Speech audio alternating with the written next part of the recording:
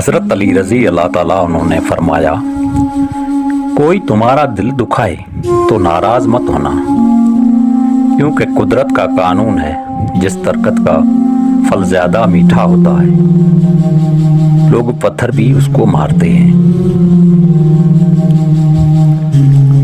उसे अपना कोई राज मत बताओ, जिसका कोई राज तुम्हारे पास न हो। जिंदगी जीने के दो ही रास्ते हैं, भूल जाओ उन्हें जिनको माफ नहीं कर सकते, और माफ कर दो उन्हें जिनको भूल नहीं सकते।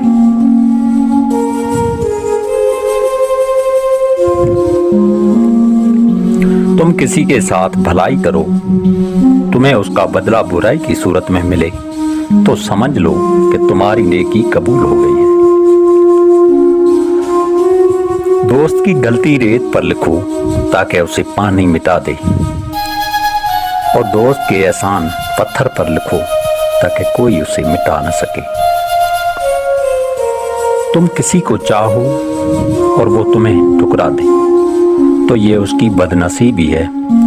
उसके बाद तुम उसको जबरदस्ती अपनाना चाहो तो ये तुम्हारे नफ्स की जल्लत है।